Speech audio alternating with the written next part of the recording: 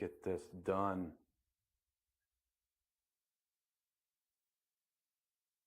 Should be live. Getting some of the stuff together.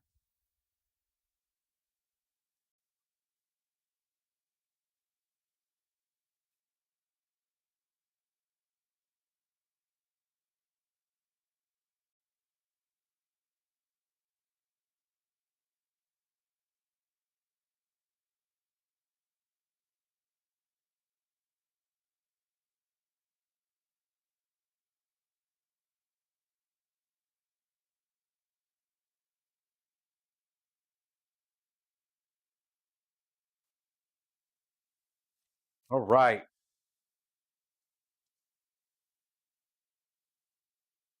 feel like we're missing some lights down here. What are we missing?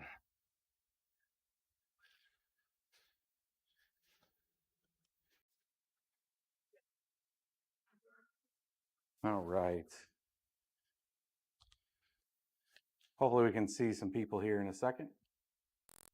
I've seen. What's up, dudes? We're in the house. Let's get some people. Let's get some people on here and see what's going on. So I still got my old crappy machine I just built doing the live stream. So there's going to be some glitchy stuff. So you have to. This is what the new machine is going to be for. Let's get out here and tweet some stuff. Get some people on here.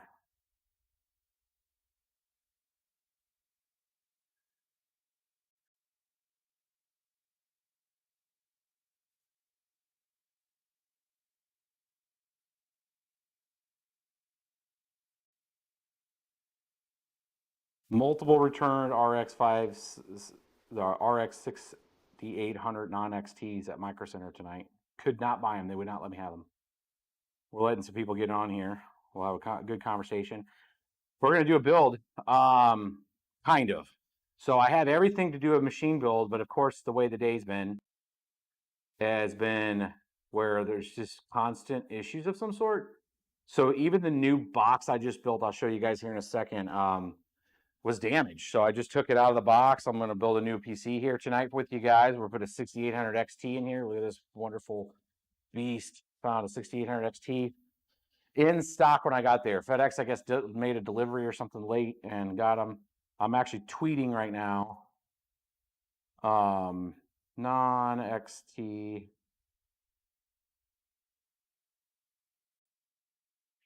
At Micro Center Brentwood. Sitting on the shelf for some lucky folks. 800 each. They would not let me buy.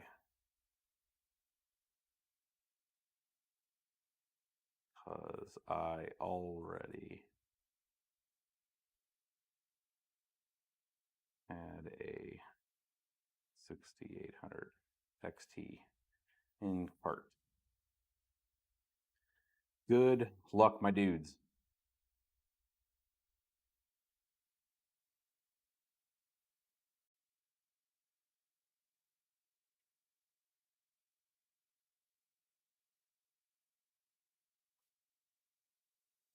All right, my dudes. So tonight, we're going to work through it. We're going to try to build and fix this issue that we're having. Like, look at the glitchy. Like, I feel like I'm in a matrix. So I think this has to do with the PCIe bus and the issues that I have with all of the capture cards. So I recently switched. Man, the lag. Look at the lag. Can you see my, is that annoying? It's just behind. This is why this machine's getting built. I think it's just too much for that machine. So I found a MSI MPG X570 Gaming Edge Wi-Fi. This was like 170 bucks. Open box. So we're going to build that tonight. Got a 6800 Power Color XT we're going to put in said machine. I'm going to grab the other stuff.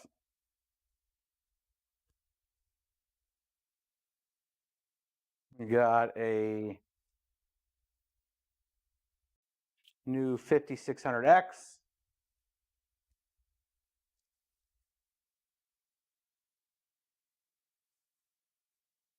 We're going to put in a, where I'm missing parts. I'm missing parts, my dudes. Where are my other parts?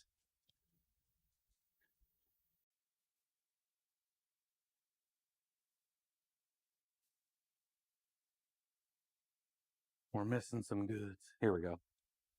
Here's the other goods.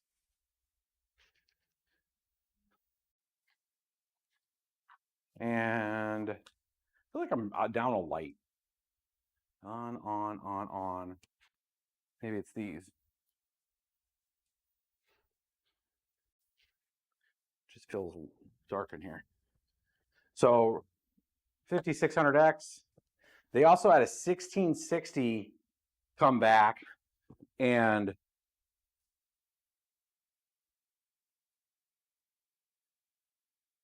got it for 183 bucks. 1660 Ultra Gaming. And in these days, that's a good price. Like plus the micro center.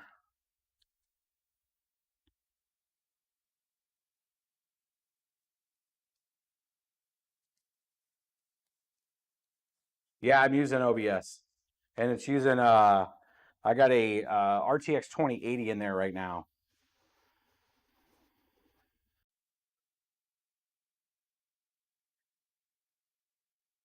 It is recording to disk also.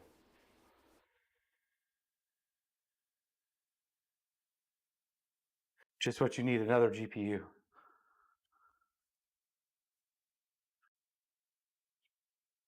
Does the second cam do anything? Let's do.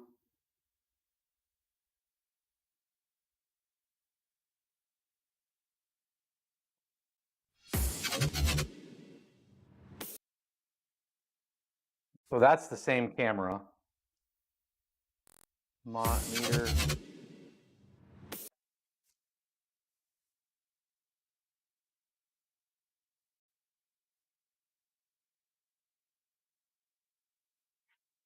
I mean, that looks pretty sharp and clean. And that's another 4K camera.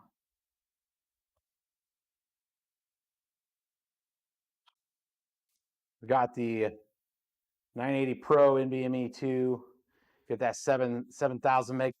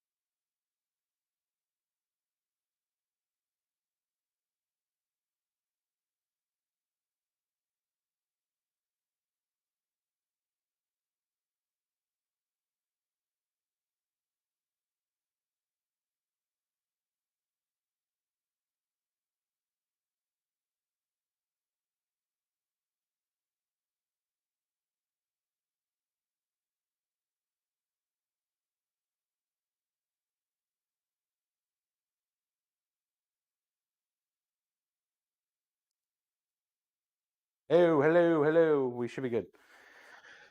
So my battery pack died on that one.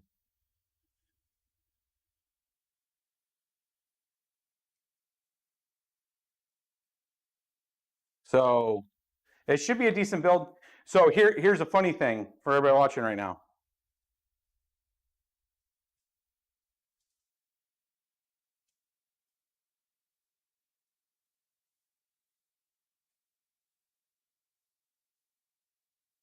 Look at this dent. Brand new case. And it actually bent the case. I didn't notice it when I got it. When I picked it up, you can actually see it actually bent. It bent this whole part down here. It's all folded.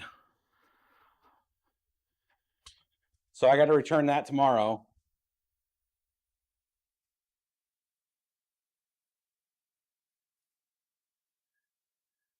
Look at that. It's got to be a forklift. Like they hit it with a forklift, and I didn't notice it when I picked up the box. Like it's just built to shit.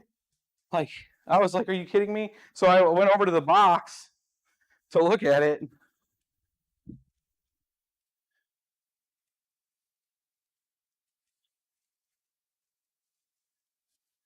And you can see that it got hit right there. Like I wasn't paying attention when I picked up the box. But that's got to be a forklift thing. Like that was on the pallet and they just smoked it. If it would have been on the other side of the case, it would have shattered the glass. So I got to take that back tomorrow. So yeah, that sucks.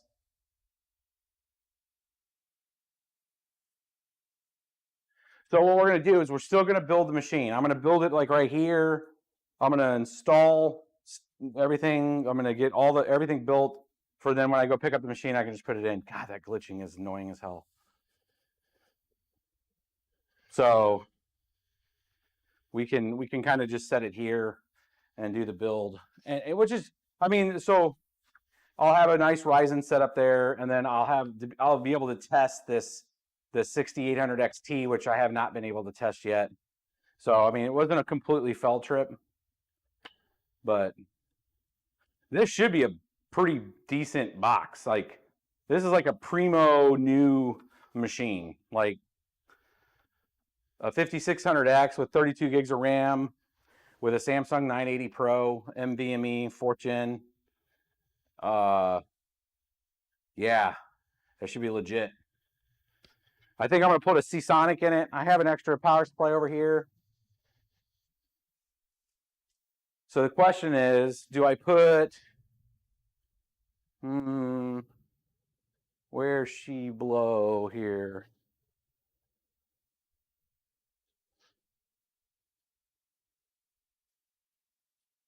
So I can put...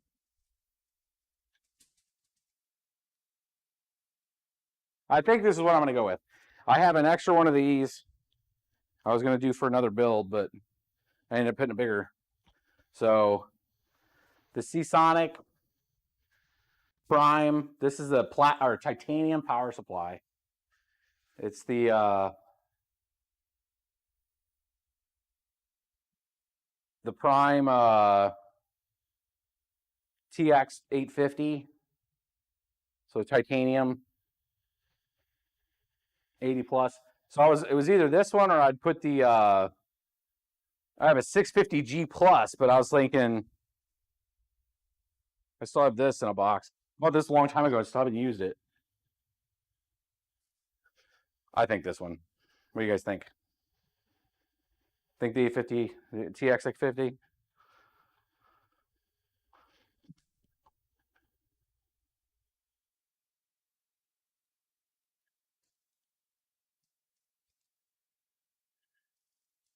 What's happening with GPU giveaway? I do need to do a GPU giveaway. When we get this build fully done this weekend, we'll do the GPU giveaway. I promised you guys like 2 weeks ago about that. And what we're going to do is we're going to give away, right now I have 2 of these, but I loaned a friend one because he couldn't find GPUs. So we'll do 1 GPU in the beginning. We'll just do it. So I should have this built tomorrow, provided I can get that case built, and then we'll give away a Zotac Amped Extreme GPU. So this will be the giveaway. And this thing is in like pristine condition. This was like my test GPU. I mean, you can see I've never even used this GPU. Like, let's see if it focuses. It tries to focus on my head. Like there is no dirt. Is that dirt? No, that's the fans. I thought it was dirt. It's just the bi-level on the fans.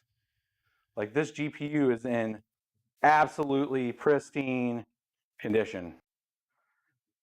Like it was just tested. I mean, like I don't know, it sits on my shelf.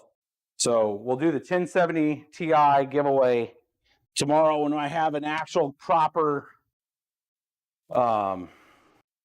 setup here, and then we'll probably do the sister of that. Yeah, they're a great card. I had a pair of those 1080 Ti versions for a long time. God, this glitching is nuts. Yeah, Zotac makes some of the best ones. I feel like I got a haircut and cleaned up, bros.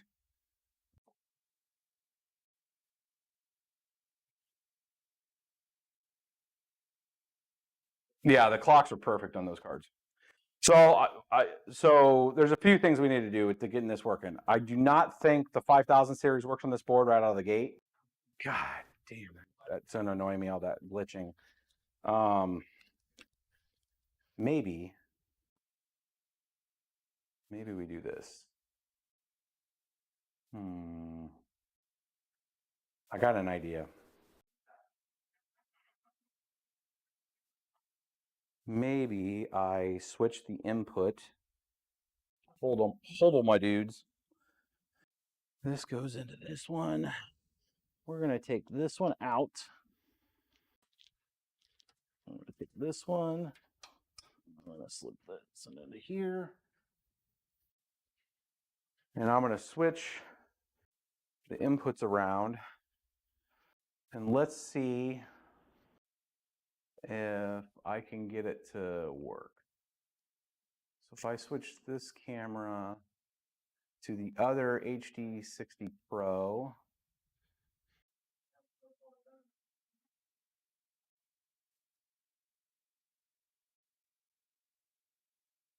nope, this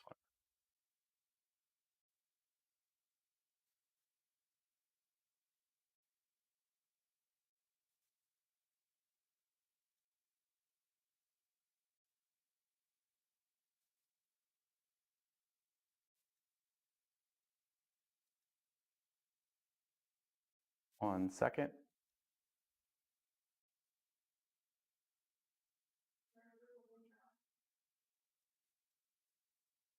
says no signal.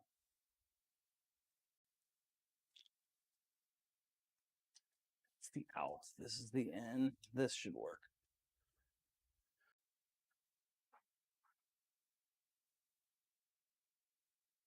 All right, let's try this one more time. There we go. All right, let's see if that fixes my glitching. Because maybe it's one of the HD60 Pros. Maybe I'm building this entire computer on the premise that it's something wrong with the computer, and the whole time it's one of the Elgato HD60 4K 60 Pros. I'm not seeing any glitching.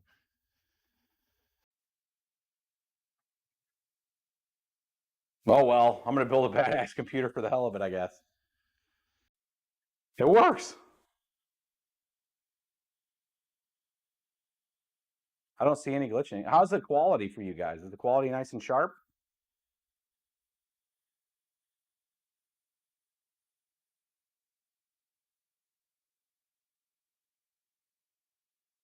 It looks like the voice is pretty close to the same now too.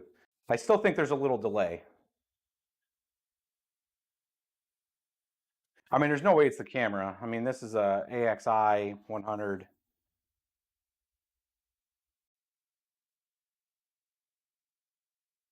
Okay, good. It's fine now. Wow, it's got to be one of the capture cards. Isn't that some shit? Son of a, you know what? All right, let's check this close-up camera. Now that I've screwed all this up, let's try.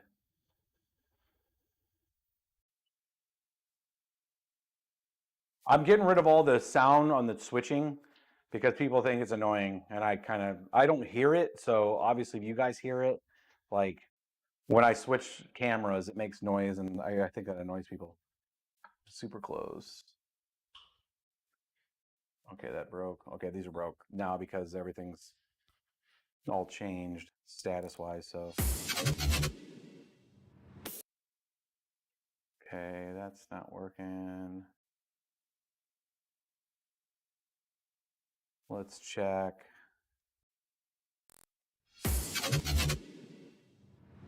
All right, I'm gonna have to change each of those. Got it. That is this. Check and blow. I don't know. It's this one. We're redoing this on the new computer anyways. So that's without all the interface. This should be the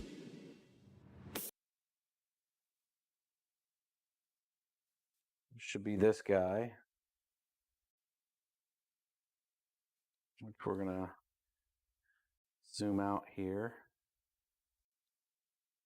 and use this to do panning.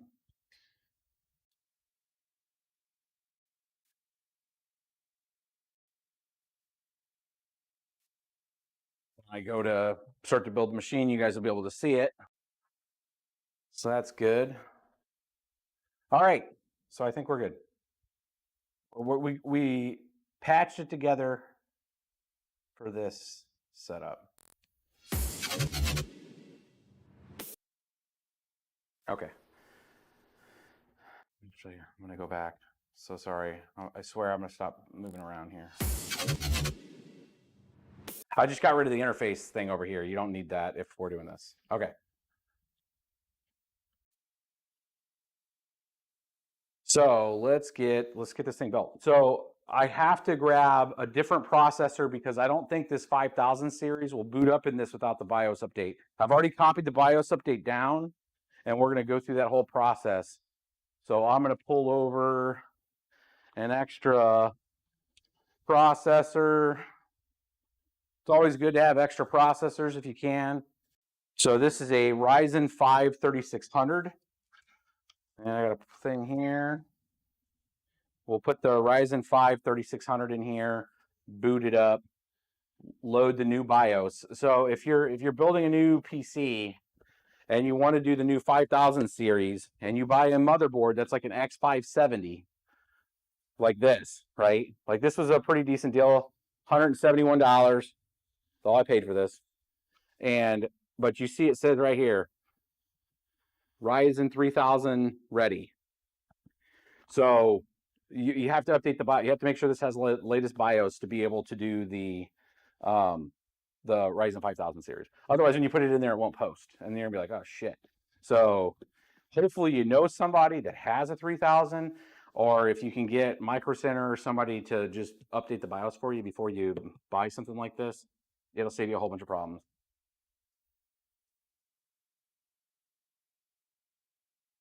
Nice. See you, Serpent. Have a good one, brother. If you got the motherboard, I believe you did according to the tweet, you can get a UEFI. Yeah. So I'm gonna do that update there. How's the quality? This quality looks a lot better than that other camera or that other capture card. I think that other capture card was having problems. That was our problem. I think this is sharper.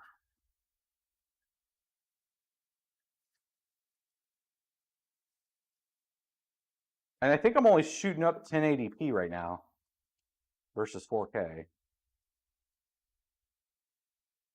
Yeah, if you have a 1700 for first gen Ryzen's work great. Like I'm just telling you, like if you're upgrading your Ryzen's and you can go up to the 5000 series, like keep your old processor because you'll use it for the upgrades at least for a little bit. Yeah, all the capture cards are the same model. They're all this one. If I can find the box. It's that one. It's the Stream Deck. Guy. Well, I thought I had the box over here, bro, to show you. I got a lot of different boxes in here. That was not it either.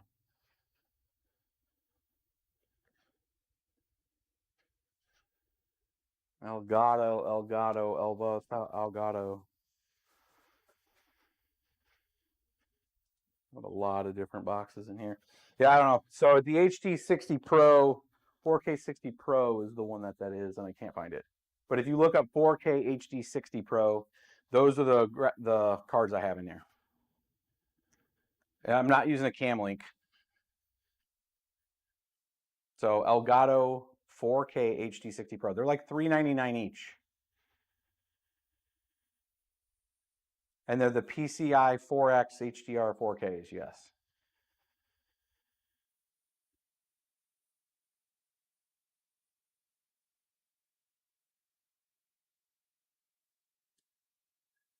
All right. I see a lot of those questions where people talk about what happens to ETH whenever it goes to 2.0. Well, it has to get there with what to mine. And part of that model that I was building was going to say what network had to get to what to even come close to what ETH is. And it's pretty dire. They're going to need a pretty high amount of either increase in price, mostly increase in price, because the amount of issuance is going to go down on pretty much everything else, right? So Ravencoin will have a halving in a year.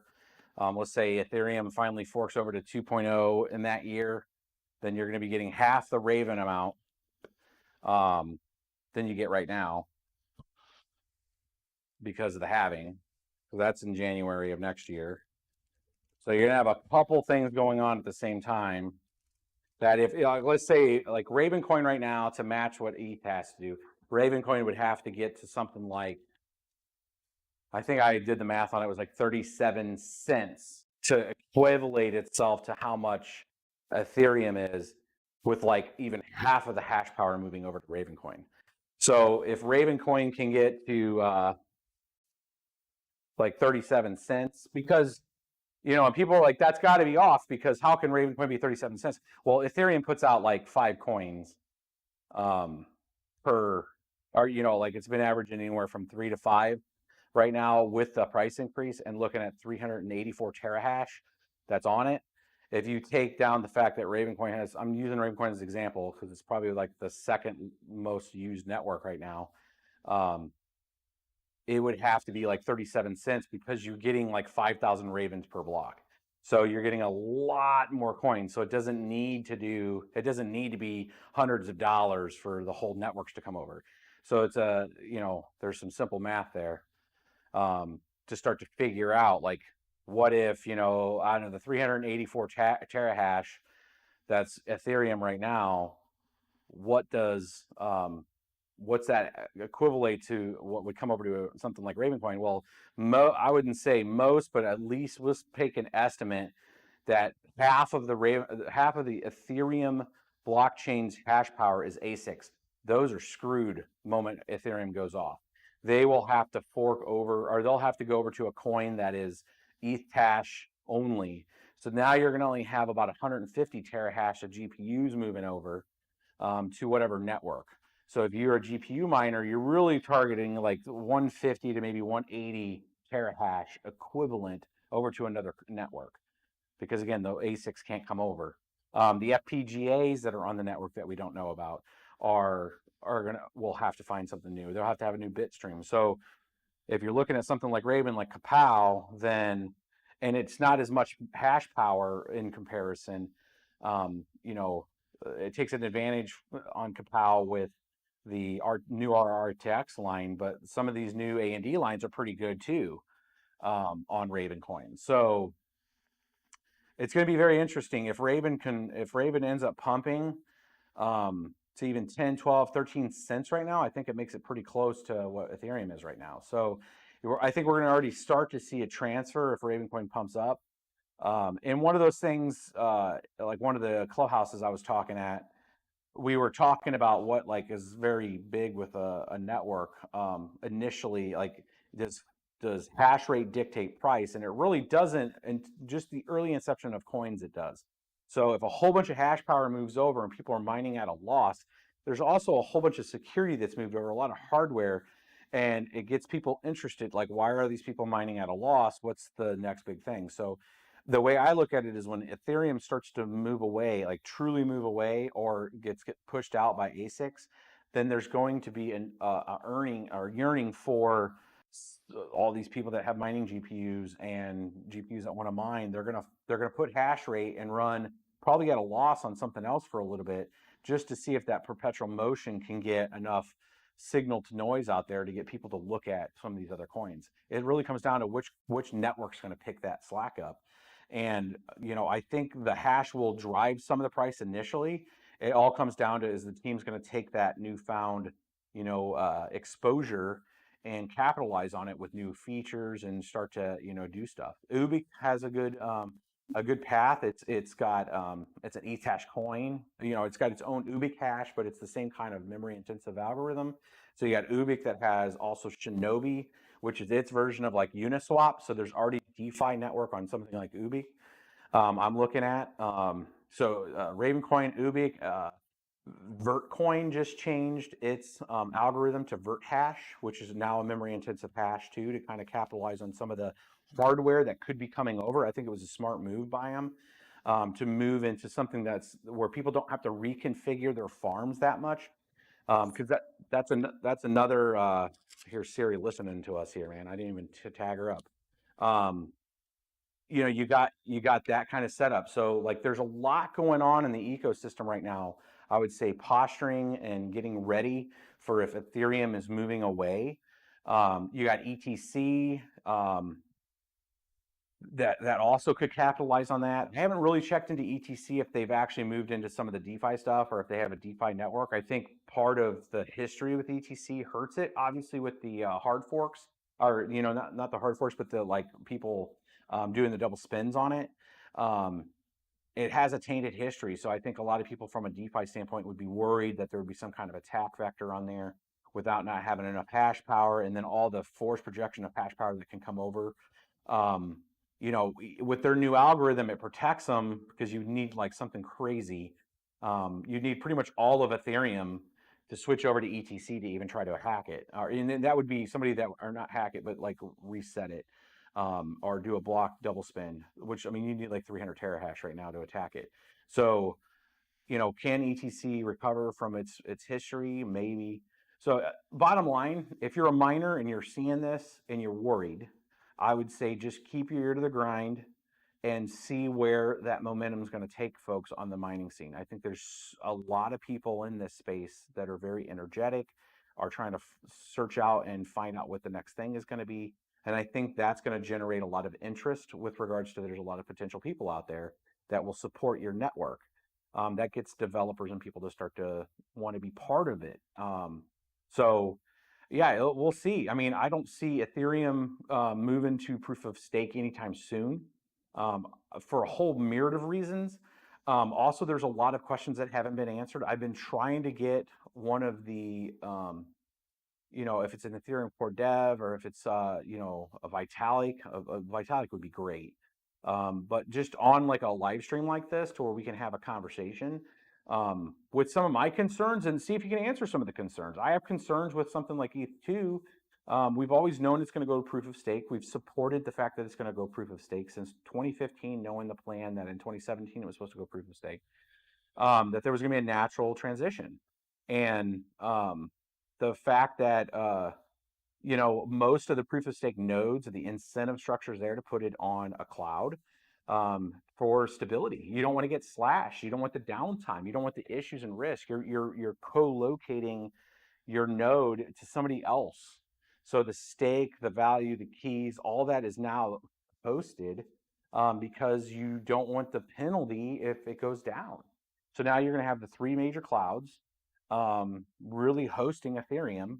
And then you have a really strong attack vector when it comes to if there is going to be some negative legislation against it. I don't think, I mean, working in the space with government, for my day job stuff, I don't see that that's the notion or the tone.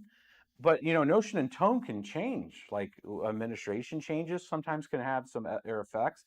Somebody can do something very bad and it be caused by something they used with crypto, are enabled because of crypto, and then like that gets string out and to where they say shut it down.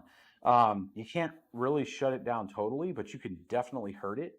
And if everything's co-located on big clouds, and now like 80% of the network goes down because now you're proof of stake and now you're running in proof of stake, you got a problem. Because now all three clouds can shut you off in a blink of a second, and we've seen that. We've seen what happens with that. When you have a very federated setup to where you think you're three integrated out across three different clouds. You have it on GCP, which is Google. You have Microsoft Azure, and you have AWS, and they all have data centers around the world. And you have nodes all over, and you think, hey, I got a good distribution. I have a massive back end, fiber setup from country to country, but they can all adhere to the same guidance and then shut all your nodes down. So, which the shutting of the nodes is just powering down the VMs. I mean, that's all it is at the end of the day. You're powering down that stack and parking them, and until they get better, regulatory client, clearance. To where right now we're the miners, we're part of the verification, and then there's the node infrastructure that's current. The node infrastructure for most of Ethereum is still on clouds, but mining pools run nodes locally. So if you just took the sub series of mining nodes that are out there, where the pool has a node locally where it's forming its block, it's getting its latest block height to be able to set up us to mine to. You got distributed miners all over the country. I mean, I would say at least a couple thousand individuals I know personally, just through the years, that are mining actively. So, I mean, you do have a good disparate infrastructure that's non-centralized right now upholding the network. So, yeah, I don't know, man. I've always said personally, you guys can quote me on this, or 70 of you guys watching right now, there'll be people watching after it. I've always said that I think that, Ethereum eventually will be a hybrid system. I think that's the best of both worlds from an integrity standpoint, from a risk standpoint. Like, it just makes sense to have it. It's going to shrink the proof of work side because now you're going to be doing a sharing with proof of stake, but it still allows people to mine. If they don't switch the algorithm when they do that, then it's just going to be an ASIC coin. It's going to be like Dash. You're going to have a Dash type of experience where now you have a couple vendors that are building your machines for the mining, and then you have a whole proof of stake master node that you'll have proof of stake in there. So, I think you'll lose an unbelievable amount of grassroots people that are doing mining and all that talk and discussion. A lot of the channels, like mine especially, won't be covering it that much, obviously. But I'll take a few questions and I'll start to put this together. This is going to be kind of probably a long stream. Just hopped in to see what's up. What's going on? Is there a less safe plan than proof of work? I don't know what that means.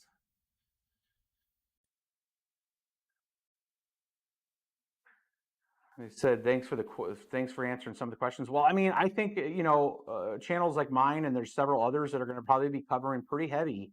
Where to go, what's next to mine, the signal that you'll get from that. Just from us being spatially aware, I would say definitely don't just use my channel. You got Voscoin, you got Red Panda Mining, you got Not Your Normal Miner, you got Hash Raptor. There's a lot of Brandon Coin. I'm giving some shout outs to all you guys because you guys are doing good work. You're out there just, helping people understand configs, the Serpent XFS, the Serpent. And there's a lot of folks out there, and it's good. It's good to have the diversity out there to explain the different perspectives. And some of us get different coins. You got Son of Tech. I know he's been doing a lot of work lately. So if you guys aren't following all those guys, you should. Um, it's good stuff, man. Dudes, I mean, we're doing pretty decent with crypto, obviously, like everybody else. But it doesn't stop me from wanting to do this stuff with you guys. You guys can rest assured that this is my passion to sit here and have those good explanations with you guys and these talks and stuff. Like I passionately enjoy this. This isn't I don't take a lot of actually I don't take any paid promotion stuff. That's nothing against any of the other channels. They should absolutely take advantage of any of those things. I turn most of those things down. I want to keep it as genuine as possible with you guys. I'm very fortunate enough to not have to monetize the channel in that way. You guys do make donations, and I make sure I pay that fully forward. Anytime people give donations and super chats, I'm enhancing the experience with you guys. I turn that right back around for you guys. We do some giveaways every once in a while. I try to make sure that you guys are, get to experience that when people share those times. But I do this purely out of passion with you guys, man. Like 2013, if you watch any of those videos, man, it was to try to make sure people understood how to get into this space, how to get into mining, how to be a participant in the space. And that spins up all kinds of other things. That spins up people getting into development. That spins into people becoming testers. It spins people into becoming script kiddies and making, awesome deployment scripts. Some people learning Go and Rust and getting into development in like smart contracts.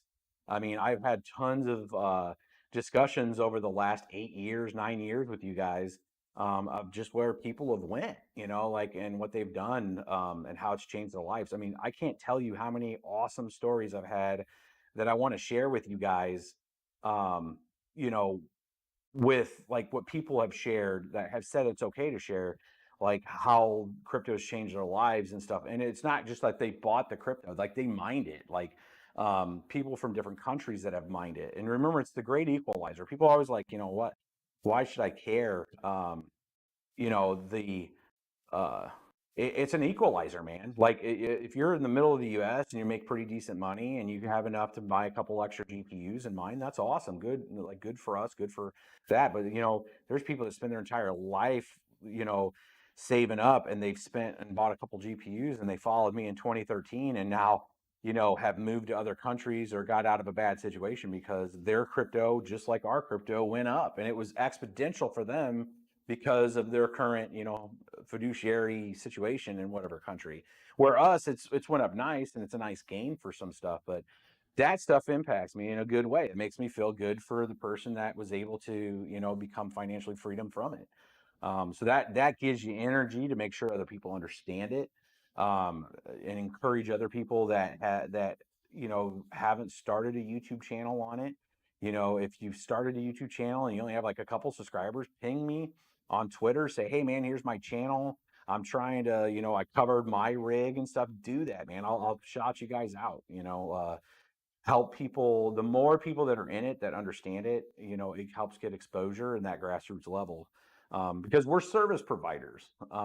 You know, I was just talking to somebody at Micro Center that was trying to learn mining, and he was actually trying to pick out something, and I was like, he's like, hey, I don't know what board to pick, and I'm trying to do this thing, and me and my wife were trying to start to mine, and I had a conversation with him for a little bit and was like pointing him to what to do, and become part of that community, and I think that's more than anything, and I told him, like I said, if you're trying to explain it to somebody, all we are is service providers. We are putting machines to work for a network on the security. We are a participant, and for that participation, we get a token. That token happens to be worth money. So it offsets some of the costs and it allows us to make an investment for our future. So people that give mining a bad name, I mean, I just try to tell them, like, bro, like if you have a machine, you should be mining. And yes, that's going to make all of us have a little less yield.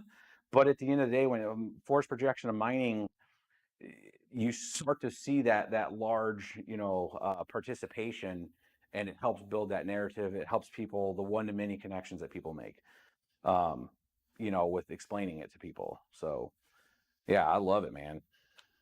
Man, you guys got me on a tangent today. I haven't even started building something. It's like big hoorah. So I'm gonna get this set up right now. I'm gonna plug it all in here, and we're gonna update the motherboard to be able to support the 5000 series. And then I think it'll be good to go.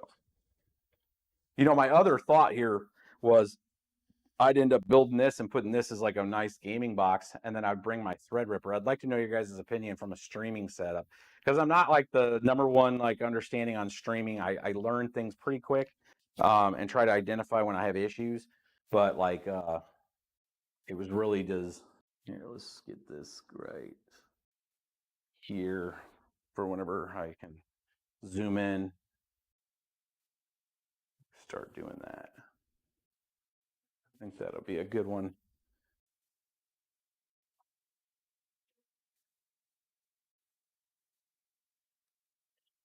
Turn your sound up a little. I mean, I look like I'm spiked up, man. Like,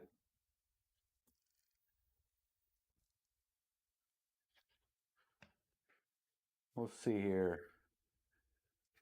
And I'm not, am I on Twitch right now? I think it only went to YouTube on this one. I don't think I'm live on YouTube or on Twitch right now. Let's see here. Which other one? I'm gonna pull this up. There we go. So we're going to be putting this big boy in 970 Pro or 980 Pro. That is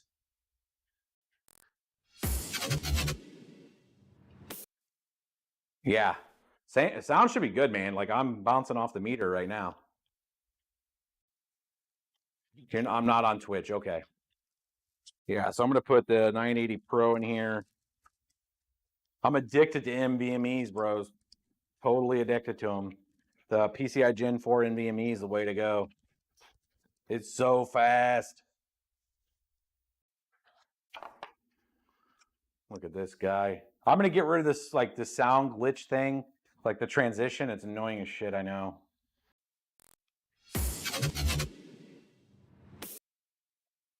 Look at that, big boy. 980 Pro.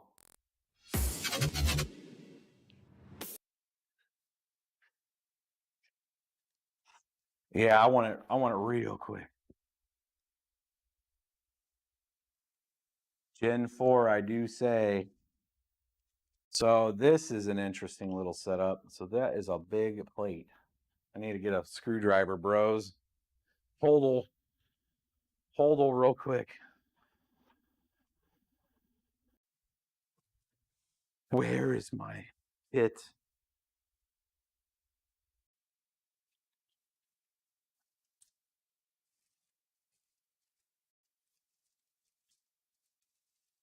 I swear one of these days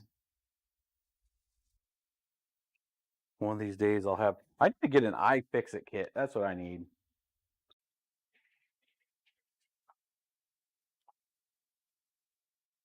No idea. But I got a small, big / screwdriver. Hopefully we can get a small point here. Let's see, that one will do.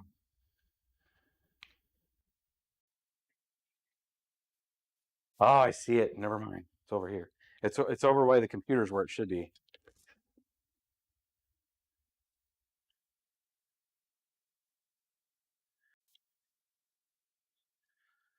So any of you guys on Clubhouse?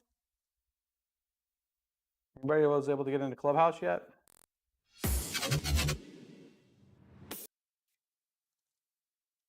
Get the Gamers Nexus one, huh? I know Steve from Gamers Nexus. I hooked up Steve, actually.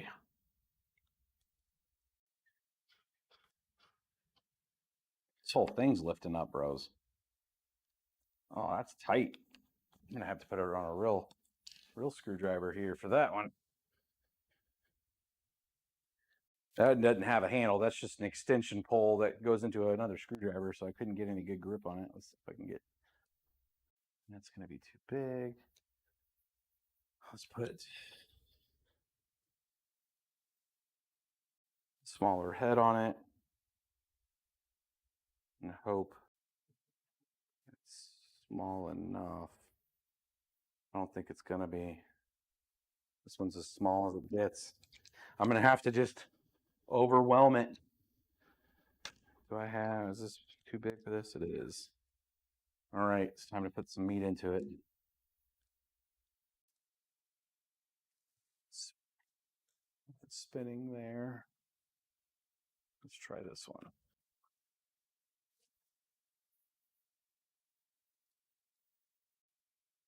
Clubhouse, yes. Clubhouse is the new social media site. It's on iPhone only right now. It's invite only, and it is spec freaking tacular.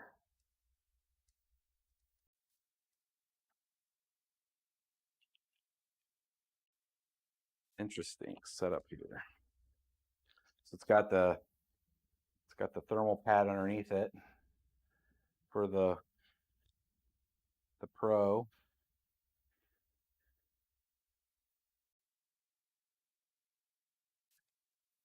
And you go.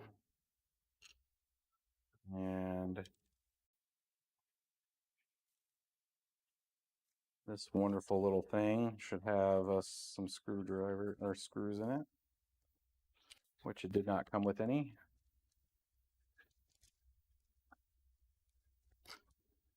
Which sometimes those come with the motherboard.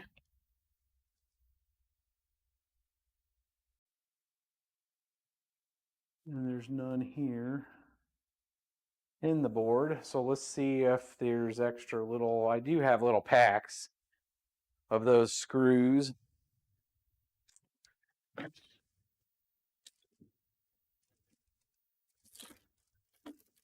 Maybe I can find one.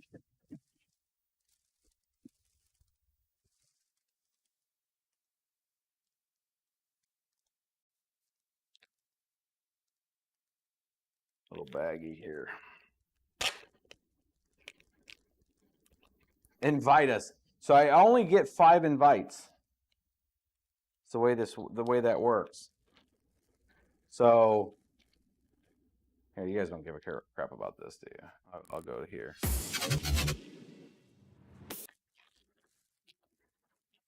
So the Clubhouse thing is, I guess their base premise. So Clubhouse in general, it's like a conference that's never ending, which sounds bad actually if you think about it. But the quality of conversation's been spectacular, and I think part of it's due to the way they set up the invite structure. So it's only on Apple right now phones, and if somebody invites you, you get 5 invites to invite other people. And so you get this dilemma. It's like social dilemma where you have to like go through your Rolodex essentially and say, I only got 5 invites. Who am I going to invite? So all of us have our friends that are like, yeah, I'm not going to invite that dude to the party type people, but you still hang out with them and you've grown up with them or something, and you're like, he's my dude. I understand him, but like other people ain't going to understand him. So that person's probably not inviting to Clubhouse. But like somebody that can hold a conversation that's can be combative on certain topics, which is fine because I think you don't get anywhere unless you have a debate. Really, like otherwise you're in an echo chamber and you don't really progress because everybody agrees with you. Like I like to hear the opposite or hear some kind of other perspective, and then you can make maybe an informed decision, on something else. But Clubhouse essentially is getting, this might be too big for this. Shouldn't be. Come on, there we go. Clubhouse gets this exposure to where you've invited 5 friends, they have 5 invites, and it just keeps inviting. So the quality of conversation you get are probably people that want to have a good quality conversation. So if you like listening, that's fine. It's the way you get into a room. You have the speakers. You have the people that the speakers follow. Like there's a line, and the people that speaker follow. So it's kind of like a subgroup. And then there's the audience. And if you're on the floor, you have the ability to unmute and talk. And it's kind of like Discord, if you think of a Discord chat channel. But you can invite people up to talk, and then you can kick them back down. You can moderate the room. And it's just like, it's so organic because it's on your phone. And you can set it off to the side and be listening to something, and then you can just dip in, have a conversation, dip back out by hitting the mute button, and just the in and out of a room is like as seamless as like a TikTok kind of swiping. You know, it's like real. It's hard to explain. Like when I explain it to some of my friends, they're like, "It sounds like freaking what you just talked about a Discord channel," and I'm like, kind of in principle, but it's interesting. I don't know what that little button's for. So let's get this guy back in place.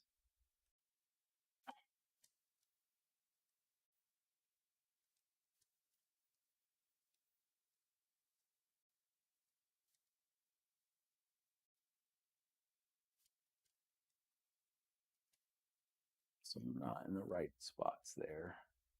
This was just spinning. There we go.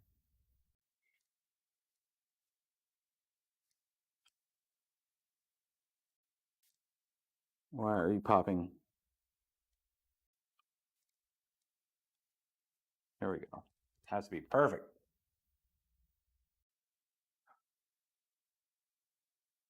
Trying to see your guys' chat here. I'm blind.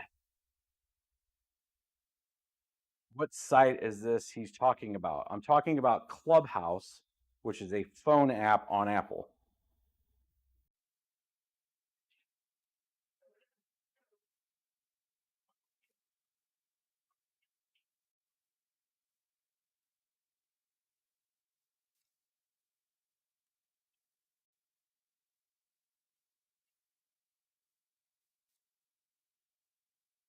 So who in here, there's 100 viewers in here, who in here is actually mining right now? I'd like to see just a scrolling of kind of reading the room as it were. I'm curious. Don't need this PCIe. And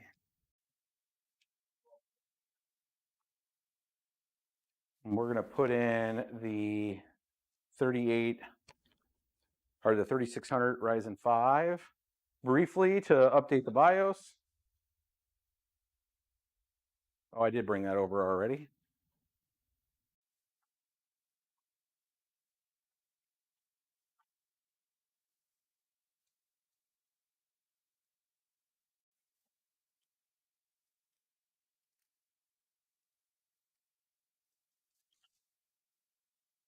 $80 GPUs like a boss, my dude.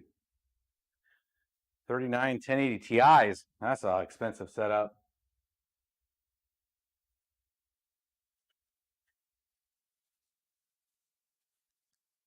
Three GPUs. Hey, thanks Brandon Coin for that $5 super chat earlier. I did see that. Like a boss, my dude.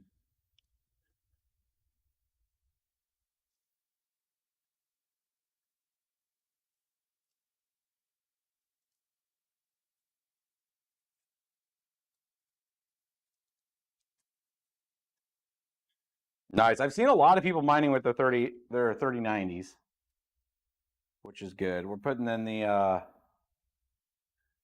where is the corner? There's the corner. We're putting in the 38 or the 3600 real quick. And we're just going to set the heatsink on it when we go to update this, which isn't a big deal.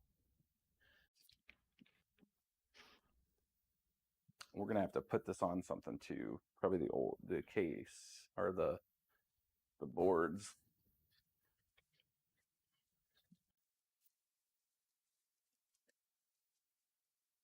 I was going to bring a mining rig over here, but easier just to put it on this.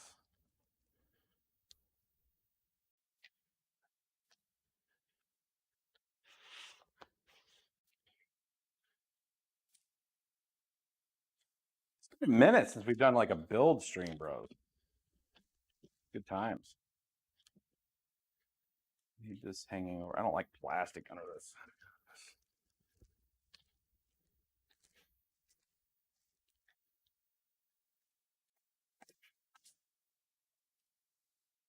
You know what I realized too is I got a 6800 that I was going to put in this, but if I use this for the streaming, I need to have an NVIDIA card in it for the RTX audio. So 9 GPUs, ETH and ETC, nice, bro. XMR, I haven't seen a lot of people saying they're mining XMR recently. XMR is really, really heavily mined in a couple of very, very big centralized farms. It's not bad for. I mean, it's just they had a lot of CPUs and they're using their CPUs.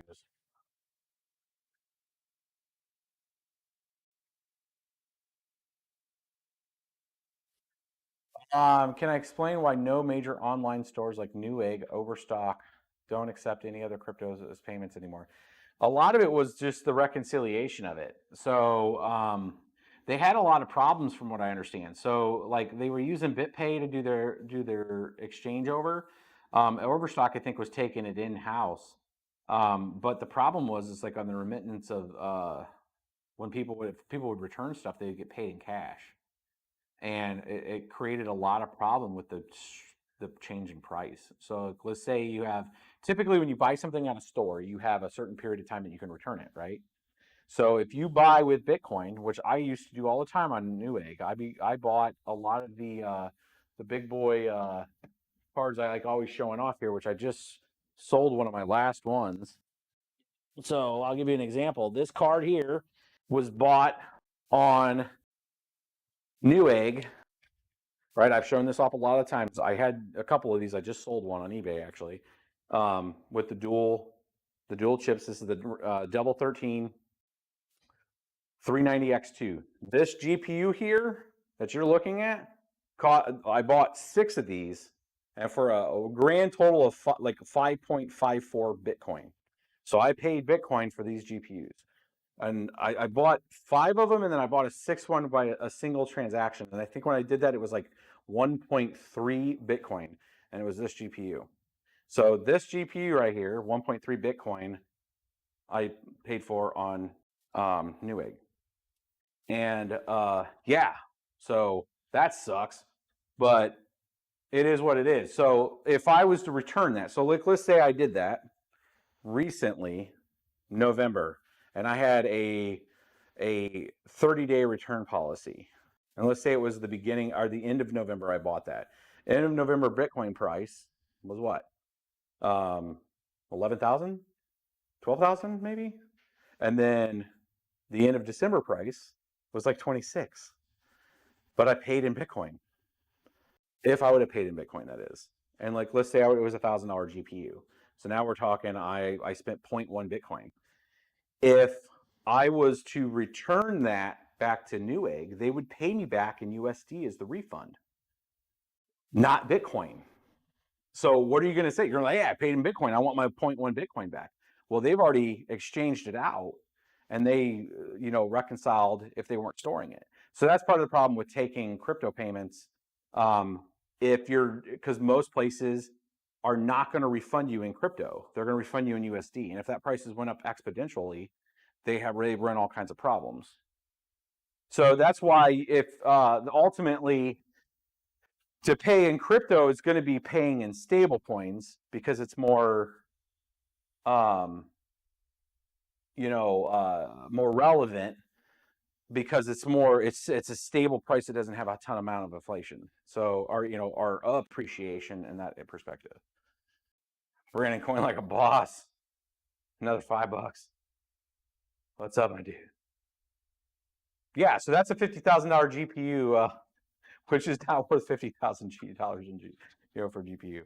So yeah, I spent a lot of stuff at Overstock back in the day for 600 Bitcoin. Dude, it's just ridiculous. So so a lot of places stopped accepting it in that way. And it all comes back down to the return policy, not because they don't want to. It's because they don't want to deal with the fallout on the return policy. Oh, I can't just set that on there because of those. Oh, you know what? I can just remove them. I'm gonna have to remove them anyways because the cooler is gonna pop right down into those spots under the plate.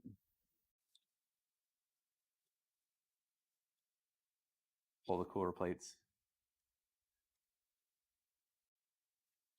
How much Ethereum do I have? That changes every month. Depends.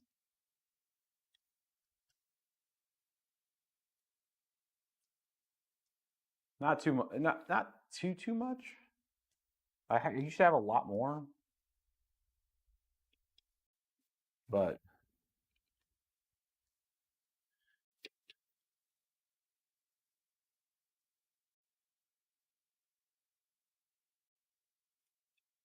greetings from Columbia.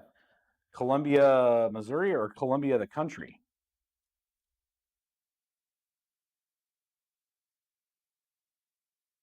You guys can ask questions too. I can kind of see what you guys are asking.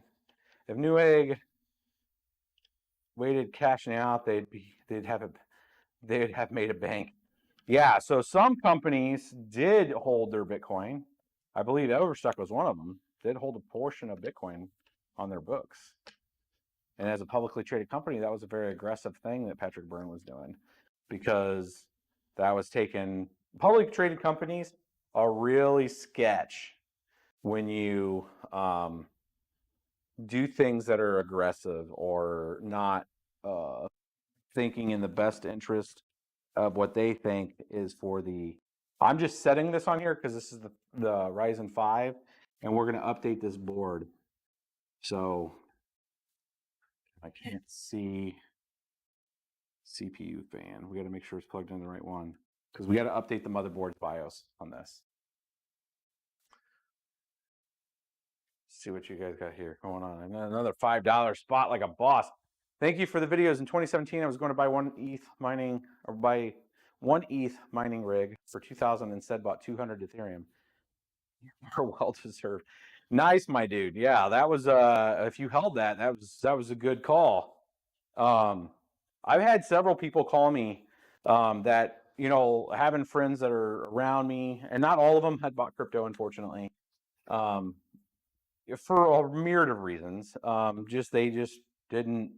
They're around it so much. For me, they don't really, you know, listen to that if they should or be part of it. And like I've told people ask me a lot, like, how much should I put into crypto? How much should I buy a mining rig? Should I do all this? And there was a really good statement that was in one of the clubhouses that I think I'm going to use, and it actually tailors the way I'm going to tell people, is that I've always said do a dollar cost average of something you're comfortable with. Bottom line, you take with whatever you in your mind you are comfortable with spending, and you buy your first bit of crypto. If that's $5, if that's $20, if that's $50, get the experience, understand it. As you learn more, continuously educate yourself. Somebody like me, somebody like a lot of other channels that are out there. If it's on the mining side, if there's a lot of other genuine channels that are trying to explain things on how crypto works, educate yourself. And as you learn more about crypto, it's going to make you more understand that you feel more confident and comfortable in space, and then that will raise what you're going to invest in the various different cryptocurrencies and things that you believe in, and that you start to understand. It's all work. Everybody, there's no quick barrier. It's this weird idiocy thing to where people think, oh man, if I would have just bought then, I would have this now. You're in this space right now.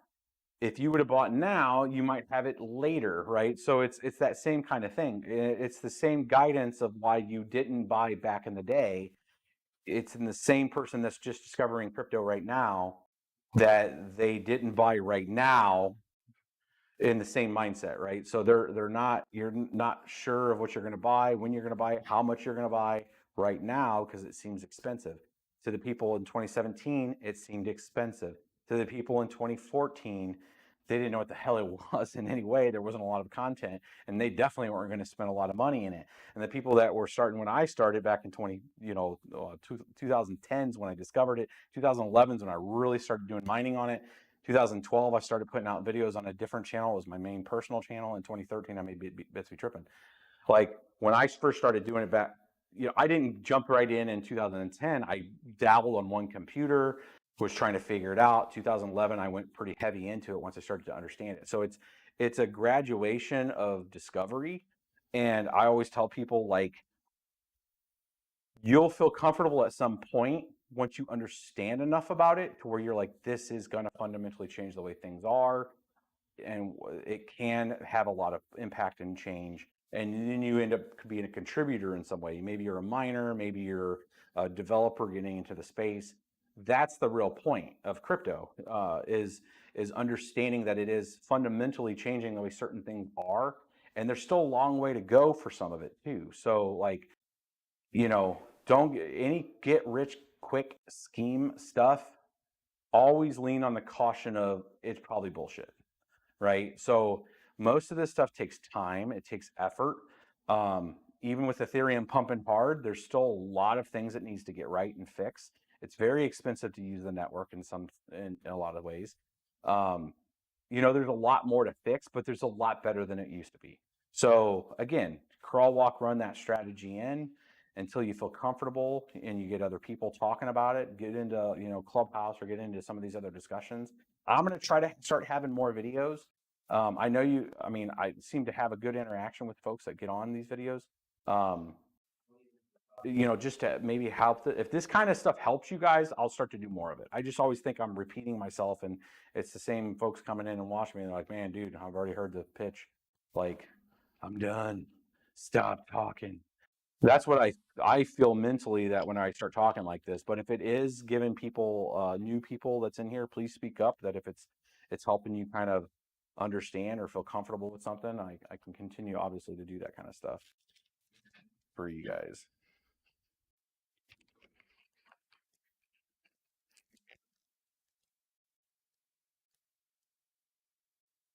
Let's get this memory opened. I haven't used Vengeance LPX in a while. I mean, this is kind of not, I don't know. I usually use like Ripjaw, like I'm funny as hell. That's in it. I don't usually get that.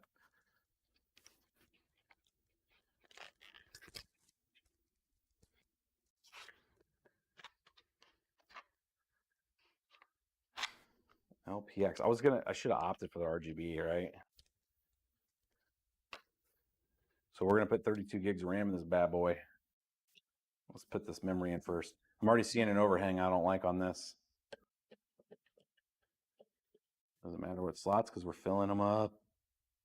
Memory's still cheap. This is 220 bucks for 32 gigs. That's not bad. I paid a hell of a lot more for that back in the day. Memory's about the only thing that's cheap. What do you guys think I paid retail for the 6800 XT? I paid retail for it too. Motherboard is the MSI MPG X570 Gaming Edge Wi-Fi. It's a handful.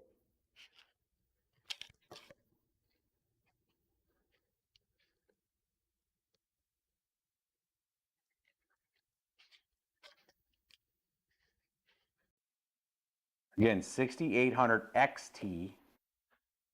I'll show you guys in a second here.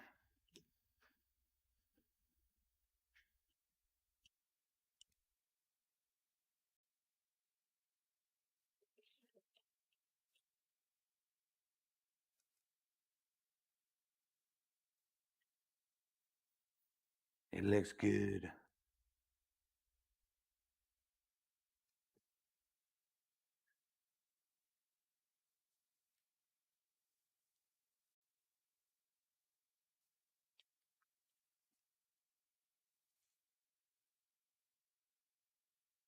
$1,099.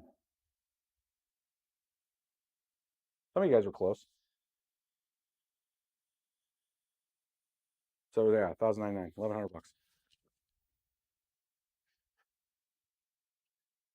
Yellow label. What's yellow label? This is brand new. The motherboard was a return. I paid 171 for the motherboard. I think the retail price on it was like 250. 171 is what I paid for the motherboard.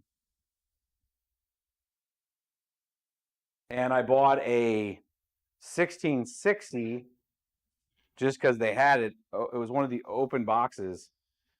I bought the 1660 returned. 1660 non-TI, 183 bucks. So yeah, I paid $579 for my non-XT when it came out. And I paid $1,000 for the 6900. I paid $100 less for my 6900 than that 6800 XT. Think of that. Bastages. Throw these away.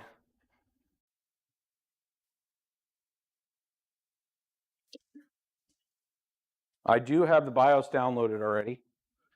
So we will be able to boot this up and put that in place.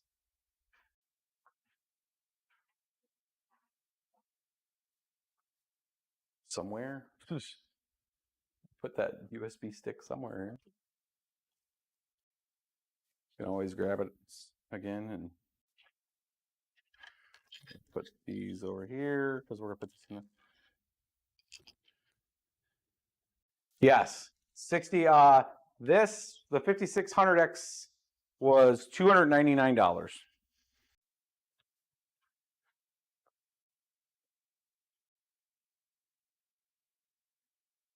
$5600X was $299. $299.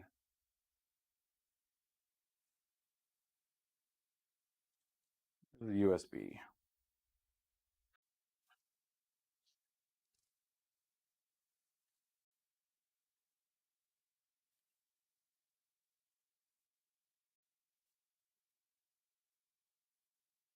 See here, I have to pass this through. Let's see here. We got to, what do we got to do here? Pass this video through because this.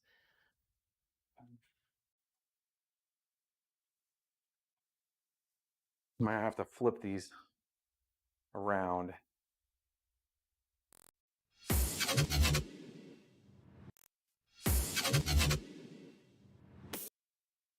Hold on.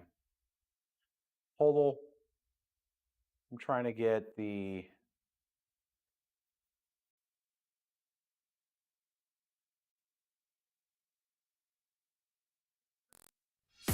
We're gonna switch a couple things around here. So I'm gonna switch this back around because the way we had this all set up. Oh no, I'm not. God damn it! I just realized because I expanded a couple of those screens, I'm gonna have to.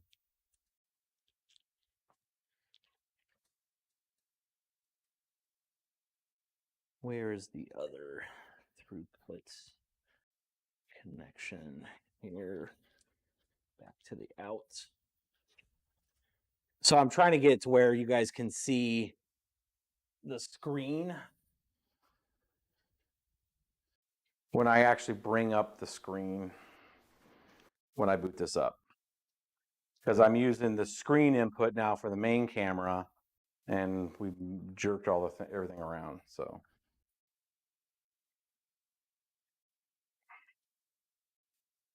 let's get CPU plugged in. CPU. It's got a 4-pin and a 8-pin and a 4-pin for its power. That's weird. And PCIe. There's only one PCIe. What in the hell?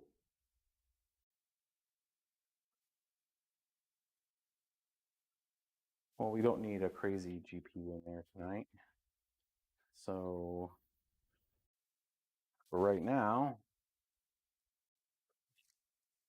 I'll put in the 1660. And then I'll do, once I get this streaming system set up, we'll do the test in the 6800 XT tomorrow. That was weird. There's a little boy. GTX 1660.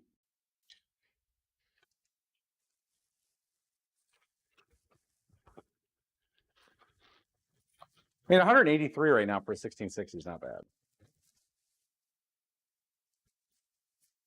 That's actually pretty cheap.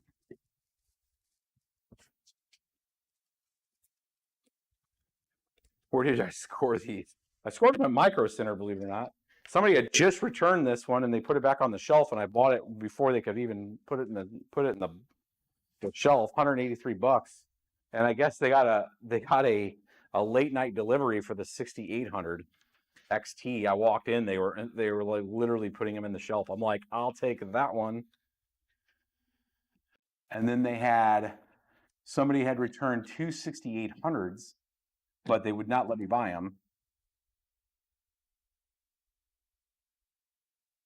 So this is going to be the streaming PC, and I have a 2080 Super in the streaming machine that's hosting this right now. So I'm going to use the 2080 Super in this for the streaming thing, because I think because I can use the RTX voice on that. So this will actually have a 2080 Super in it, and I can use right now I'm using RTX voice for this where you don't hear the background.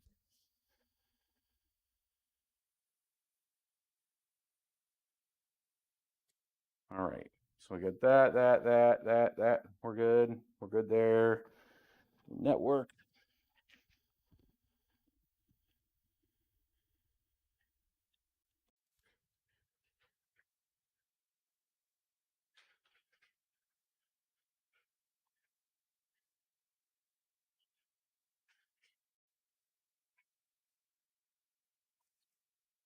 The sticker off.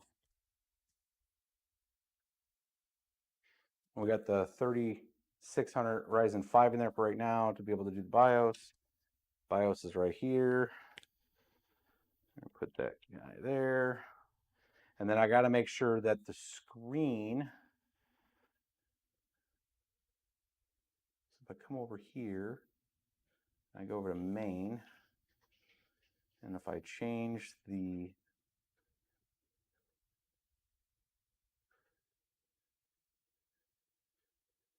main camera for you guys, I can bring up the, okay, so the main is now set to that one. The screen is going to be set to this one.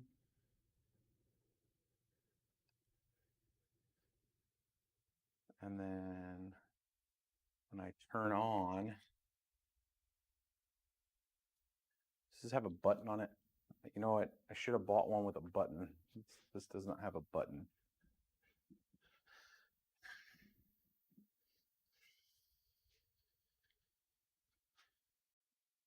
I love ones with buttons. Hold on, I get it. Put a button.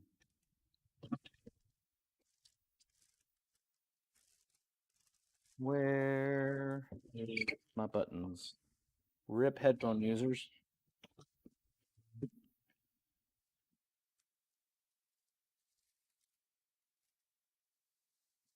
I'm out of buttons, my dudes. I know what I'm going to use one of those $5 super chats for. I'm going to buy a whole bunch of buttons.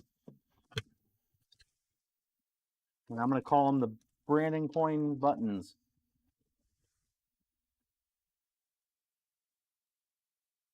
Oh, I'm out of buttons. I can't believe it.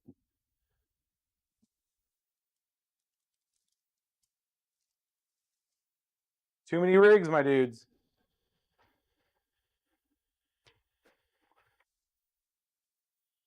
Peeling a button off of an old rig.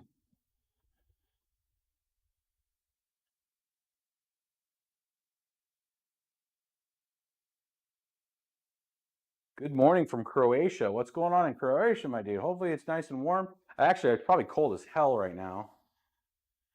I remember we were in Prague well, that was in November. We were in Prague and it was cold.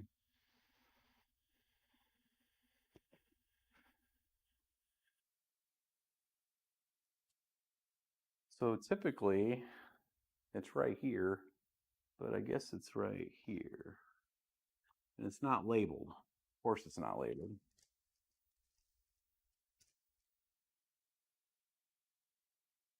JP1.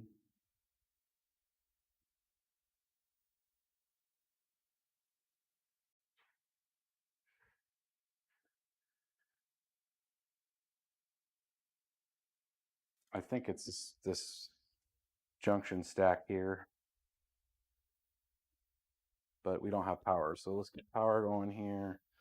And we'll just manually jumper it for right now until I know that this is the stack, because it just says jumper set 1. Yep, that was definitely it. And for future, this is stack right here. Let's go right here. All right, buttons in. Got some nice little LEDs on it.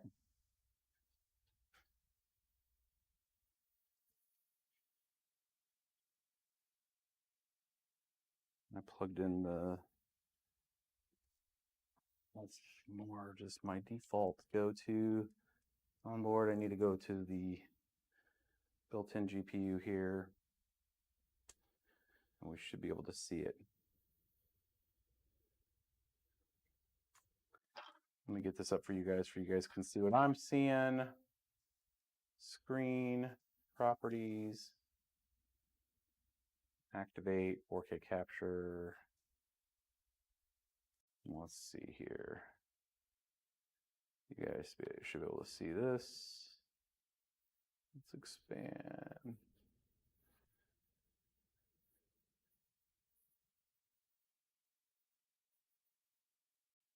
Okay, so that way we know it's there. Let's go to screen. Okay, my dudes. We want to run setup. Oh, I never plugged in USBs.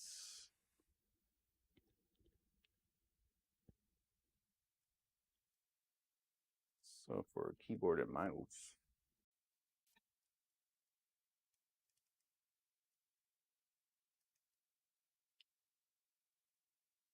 Let's go.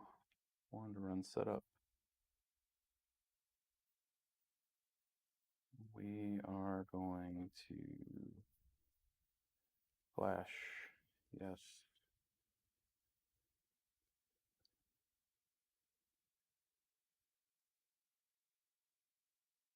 Seth has been watching you since 2016.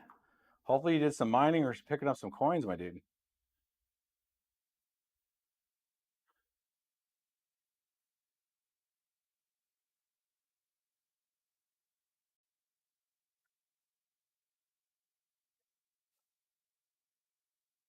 Let me expand this window.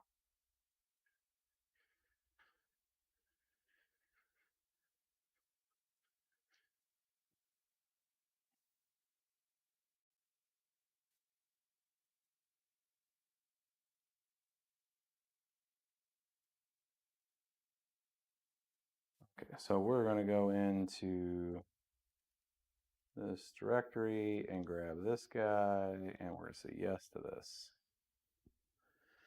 And we're doing a BIOS update.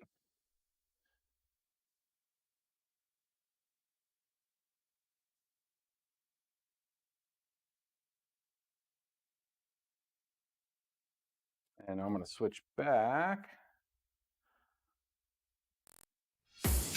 And I'm going to come over here and read some questions while we're waiting for that BIOS to do its business. Well, hopefully it just did its business. That was quick. 60 rigs in 2017. 4 of us built out of Dallas. Almost sold all of it in October of 2020.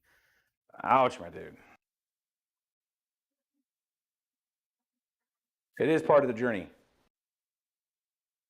This is weird. You can see me looking at me looking at me. This is like some Inception stuff with that reflection. There's 3 of me's. Do you see any bright future for Ubik? Been mining it for years. Hopefully it delivers. Yes, Jackvo. Have you done any of the liquidity mining with your option with Etcher? Is the question.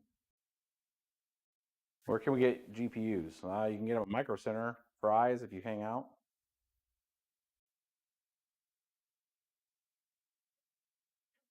I mean, I showed up tonight and got 2 GPUs. I mean, it's kind of rare, but I mean, dude, my 2021 plans are getting damn shape. I gained too much weight. You can see it right here, my dude. Full on workout when it gets spring.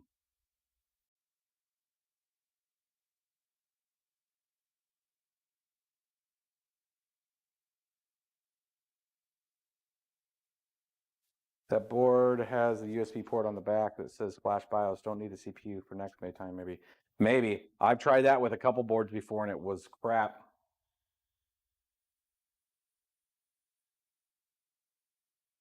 Did you get the 3080? No, T-Prang.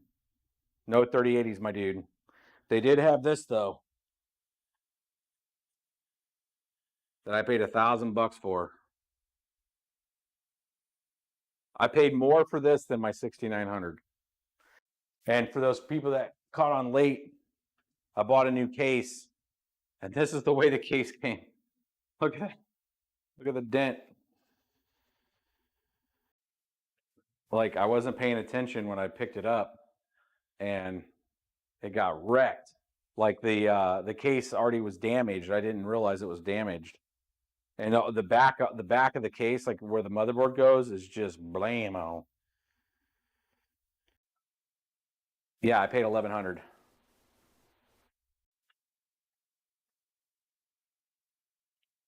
$1,100 for the 6800 XT.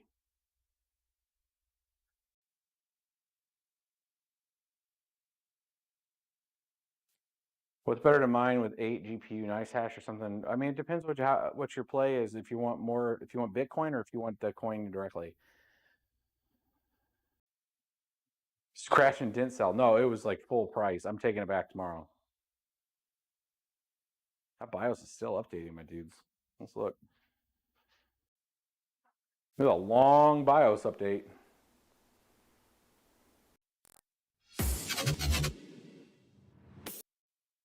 It's moving.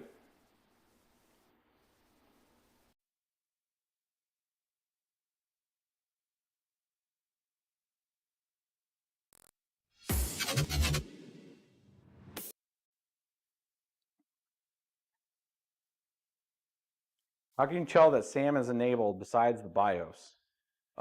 You set the rebar on, and then you should see a bump in performance. I always tell people to turn it off, benchmark your machine, turn it on.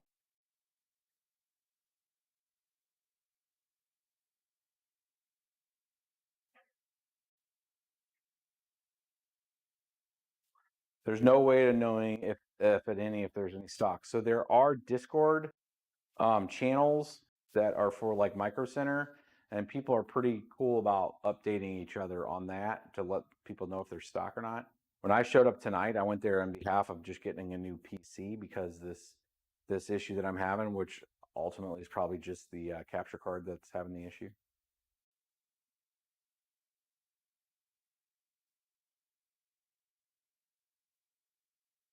We've been slowly expanding on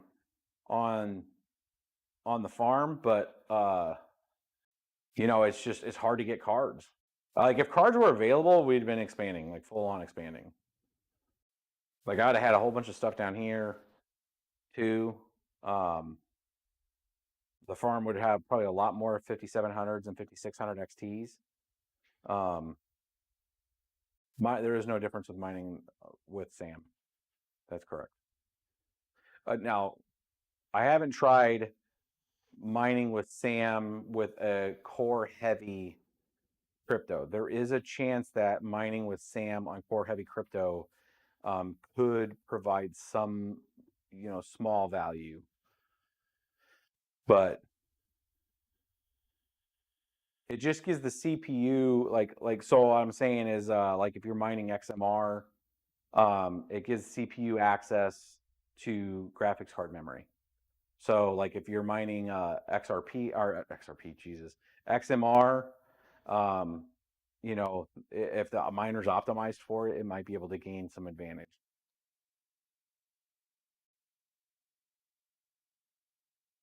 SAM is smart access memory.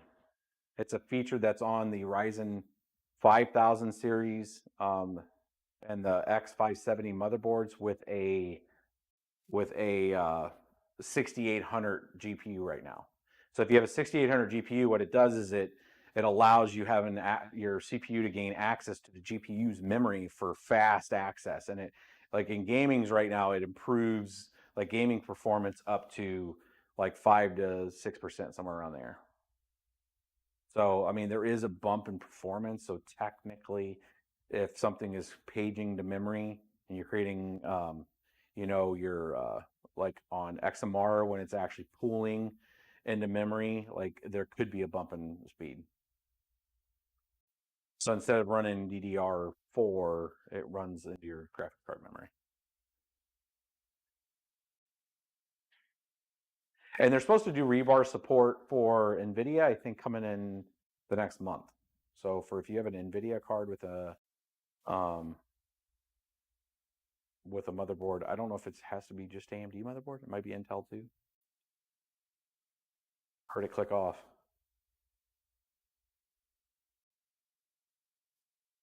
No. So SAM doesn't necessarily correspond with anything with mining. It's just certain algorithms that use access to memory, that currently set in system memory, or if it's paging in system memory because it's a CPU heavy task, theoretically could gain some performance with SAM, but it hasn't been tested. I haven't tested it yet.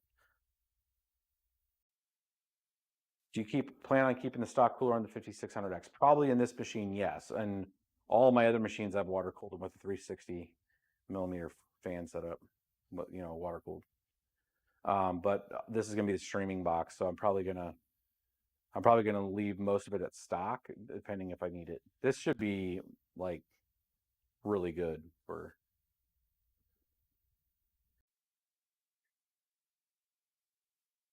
Pay $300 a piece for, yeah, 5700s right now are going for $500-600. Theoretica. Yes, Theoretica is it.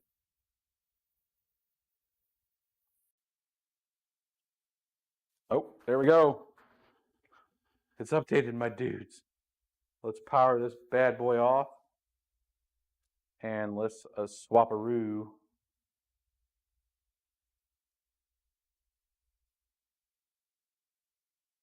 Let's do a swap on the new 5600 now.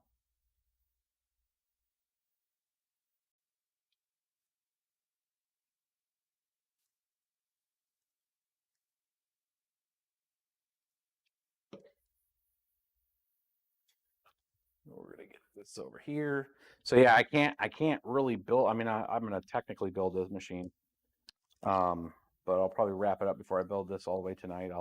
Because I don't have a case to put it in. But I'm gonna do this transfer. I'll probably do one more stream with this current setup before this takes over, where I'll put this into the machine and all that. It's just I'm gonna have to swap the GPUs out of that one into this one. But all right, let's get this open.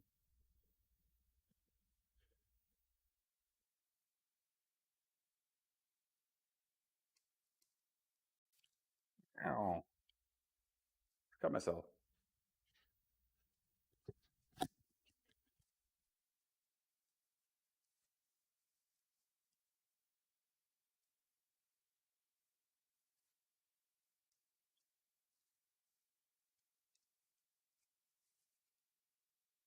Stock cooler, the 5600. I think it's probably the same as this one.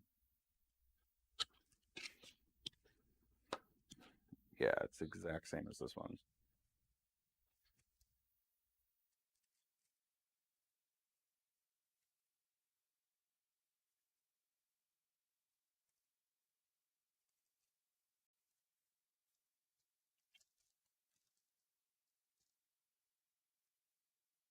$5,600X. Don't drop.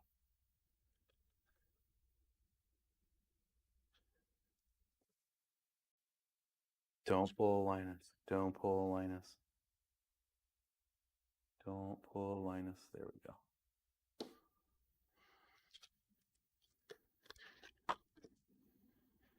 Getting it done, my dudes.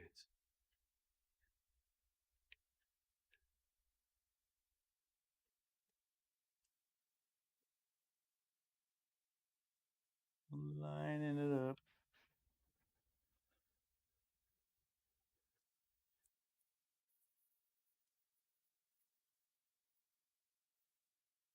Then I got to find the USB I have with Windows on it. That's always fun.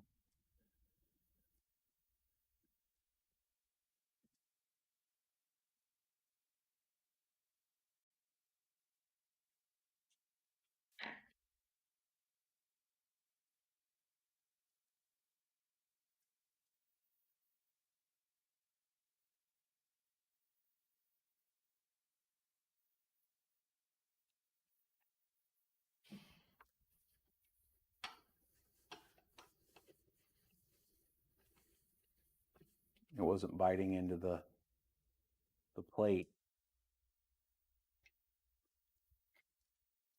Because these were not.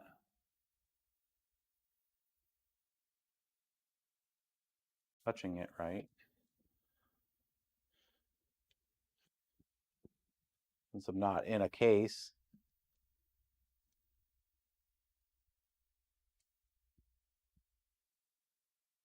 But we'll get it in there.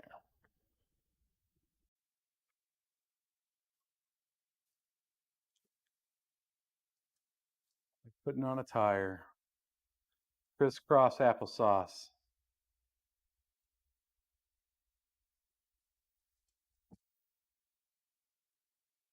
And I left the default stuff on there. At some point, I probably will swap that off with a Wraith cooler. They did not have a Wraith cooler. I like the Wraith cooler better with like the little RGB on it. But for right now, I'll use the stock one until I can find a Wraith one. The Micro Center did not have any.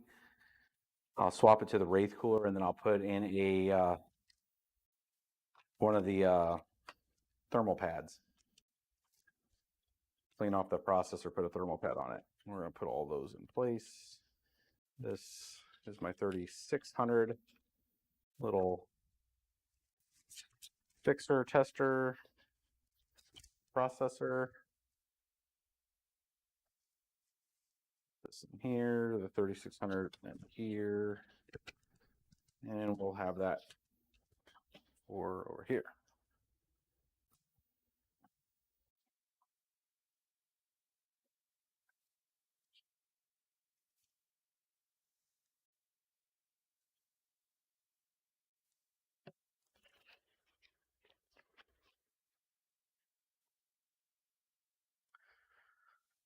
So it's out of the case here. Let's give you guys want a quick little look-ski here. So this is kind of the temporary setup here, but let's do.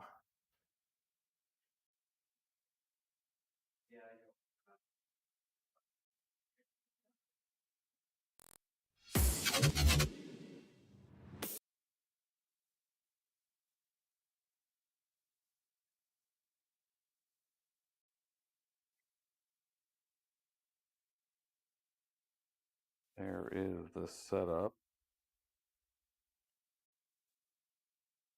Let's get it there so you guys can see it. So right now the 1660 is in there, but it's going to have a RTX 2080 for the audio, or for the, you know, the RTX audio stuff that we're going to need for doing the streaming stuff. And then it's nice and good fit. And then the power supply that's used is that TX-850. That's a titanium power supply.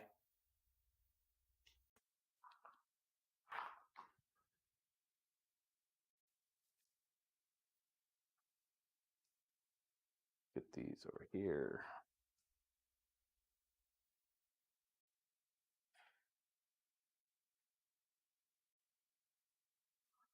There we go. All right.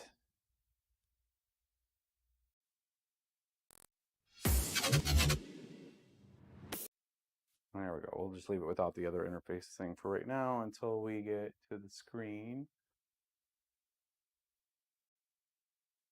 which I'm going to turn it on now. If I did this right, it will turn on. It's not the right one.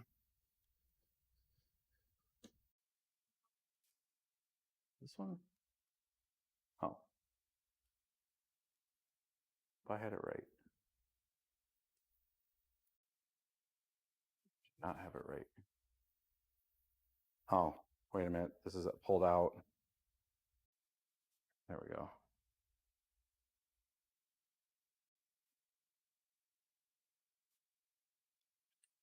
Yeah, I had it right the whole time. It was just the power switch was jacked up.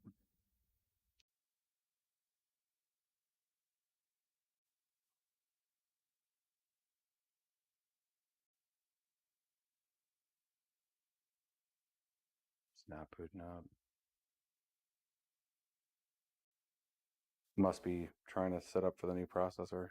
That's the latest BIOS too, so this board doesn't support the 5600. I'm gonna laugh. Should. Here it goes. Checked it new. Okay, so let's switch over. It took it a minute, so that's good to know. Like, it did not want to post right away. So patience is virtue there. I see it in there. Let's go into setup.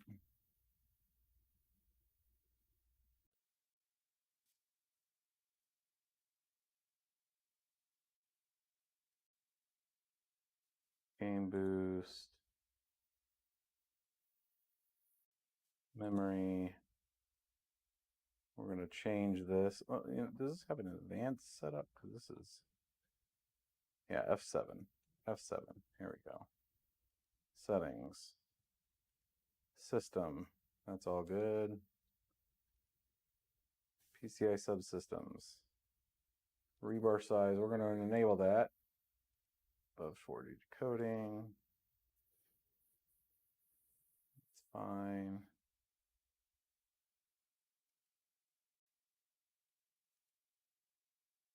Integrated peripherals.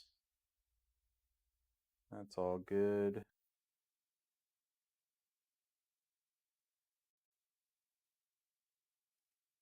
It's all good.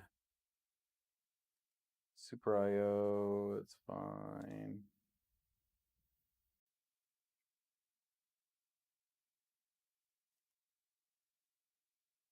Okay.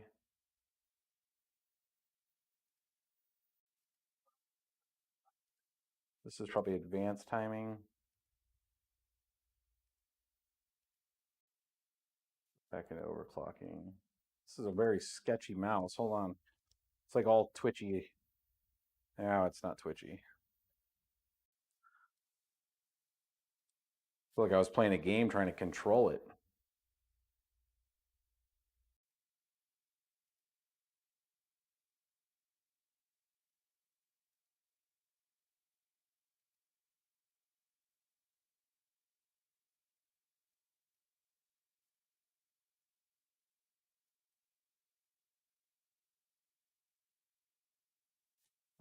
Let me see what the timing said on that. There was the timings on the box, I believe. Said what it was.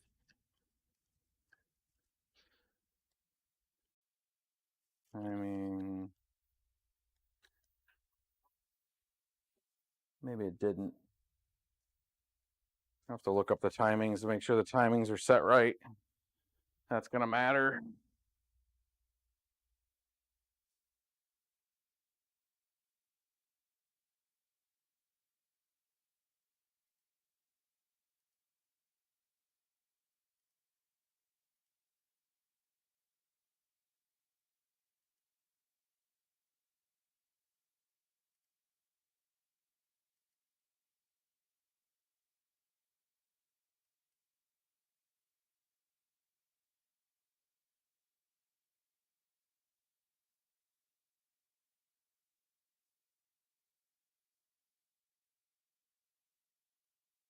Well, the channel, you do great work. Thanks, bro. Making sure you guys got. I like manually doing the timings to whatever's the efficiency. There are profiles sometimes on the XMP profile list, but I'll have to look up the timings on it to make sure it's efficient.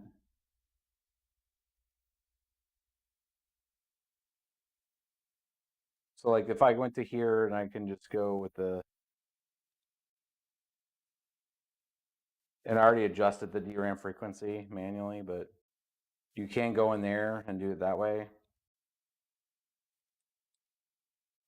Normal's fine. I'm not doing any crazy overclocks in the CPU right now until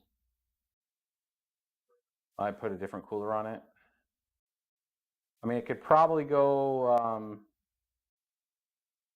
probably 4 without any issue, 4.2, 4. I mean, I think they're getting up to what, 4.6, 4.7 these days. I mean, I'm running 4.7 all core on my 5950X, but I have water cooling on it. So we'll come back to that. Make sure it posts. Take the USB out. I'm going to post and I'm going to leave it there for the night.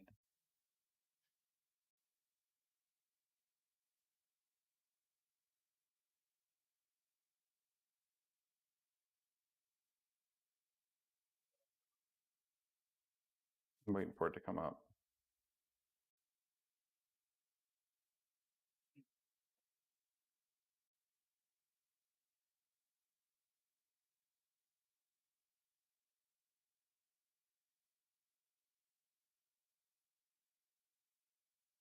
It's doing its game boost now. There it is, Edge. Okay, and right into where it needs to go. So it auto set the game boost set the clocks to 4.3. So we'll leave it at 4.3 all core, which is that's a respectful, base clock, all core. It's gonna be a heck of 32 gigs of memory. This is gonna be a good box with the 6800 or with the 2080 Super for a streaming box. I think it's going to be a good streaming box. What do you guys think? And mind you, I'll be when I go to do. It's funny. I'd love to do the live stream of me setting up the streaming box with you guys. But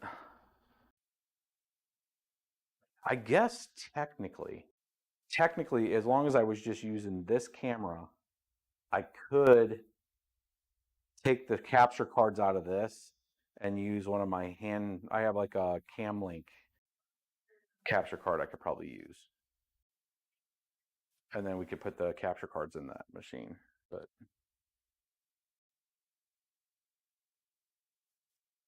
should I open this? We should open this.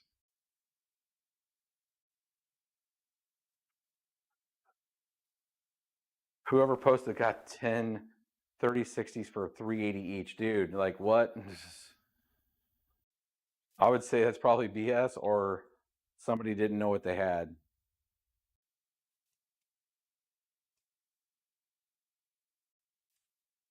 I'll give 450 each for 3060s. Who's selling? I'll buy as many as you can supply.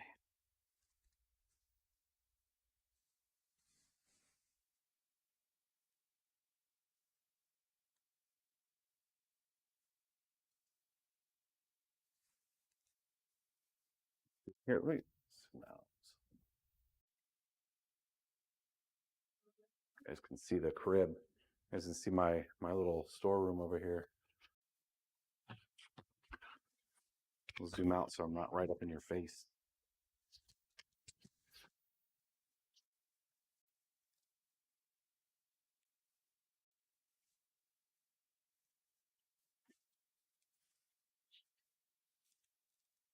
This is nice. I've always been a fan of Red Devil.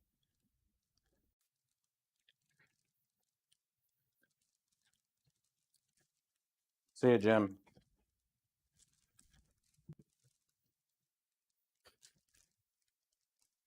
There we go.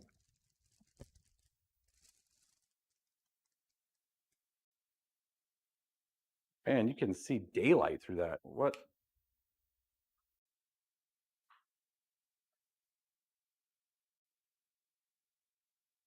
You guys see me? That's a pretty big, a pretty good heat pipe gap. It's such a weird, like,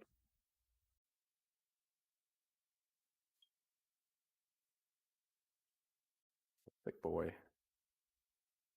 Thing's hanging way out. That's almost a 3 slaughter. See the back of it lights up. LED bars. 2 8-pins. It's all sheet aluminum. Some thick.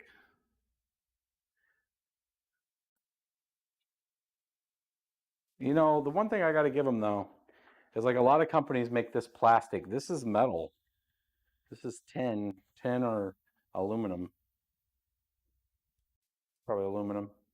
And you got your little screw holes and everything around it. Like Power Color does make a good, always makes a pretty good case, you know, and this is all backplated.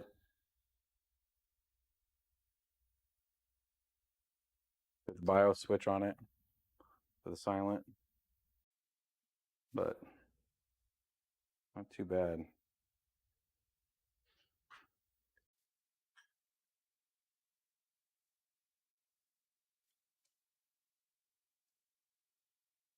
Awesome, my dudes.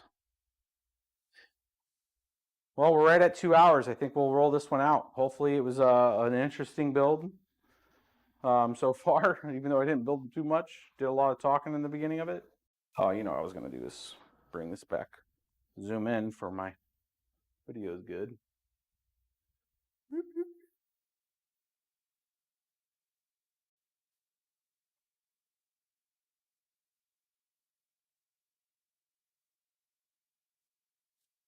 And since we're not on Twitch, I won't be sending anybody anywhere. We can end it here. And we'll get the rest of this build done tomorrow sometime. So it's been good, and I will catch you guys later this weekend. Go Chiefs.